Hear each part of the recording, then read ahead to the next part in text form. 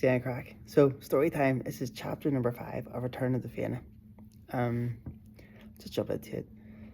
Being a shapeshifter for hundreds of years takes its toll. For one thing, I'm barely human anymore.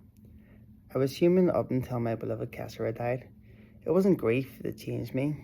It was just a determination to make sure Ireland was kept the way it was meant to be. A flourishing temporal rainforest, rich in wildlife and spirit.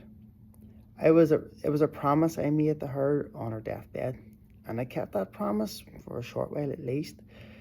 My plan was to become every animal. I let word spread about that any living being could be me, to try and ensure the survival of as many species as possible. But there's only so much one person can achieve.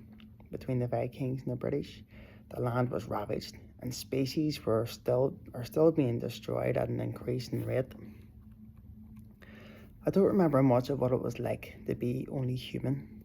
My senses have developed to have the hearing of cats and dogs. I can see like a bird with greater visual acuity that gives me a better motion detection. I can even see ultraviolet light and the Earth's magnetic field at sunrise. I can sense heart energy. Do you know that humans emit enough energy from their heart to power a city for a week? That's why emotions always seem so strong. The sensory overload for me, though, that hits like a shot to the face by a Troy parrot. Hence why I was on a beach in Donegal watching the ocean, trying to calm my nerves before the delightful Morrigan showed up. More importantly, I can kind of communicate with animals. Like the animals that I've shifted into more than 20 times at least. It's not perfect communication. For example, asking a deer if a leaf is safe to eat. It's kind of like asking directions from a local in Larne. You get the same response. Weird noises, exaggerated hand gestures, and a lot of spitting.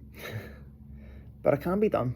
And so I set out to discover who was controlling the drones.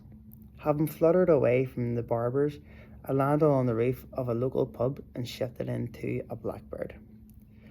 Amid the growing afternoon heat, I could spot other blackbirds casting some shade among the leaves of a nearby sycamore tree, so I joined them. So, as best I could, I sang to them. Big bird, no wings, round and ugly, in the sky, talk to me. Trying to get some information about the drones. To my surprise, I got a full response from the feathery choir, and this is what they experienced. Atop the Black Mountain, a man and a woman felt their bodies heat up, and trickles of sweat form on their backs and under their arms. They were marching to the edge of the mountain, which overlooked Belfast City. "Hey Ari, why is Gal Gadot so cool all the time?" the woman asked. "I don't know, Talia. Why?" the man answered. Talia's mouth could not shut due to her impenetrable smile. "Because she's always surrounded by fans." Side note, I don't give a fuck if I'm butchering an Israeli accent here, because fuck 'em, baby killers. Jesus fuck, I thought. I like it, Ari replied, both sides of his mouth raised, his pace not slowing down despite the incline of the hill. From what the birds described, it would seem that Talia carried a briefcase that contained a laptop, some cables, a pair of first-person view goggles, and other computer junk. With a free hand, she brushed several strands of her thick, brown curly hair away from her face, but the wind kept blowing it back again. "Hey Talia, why does Netanyahu not wave with this hand?"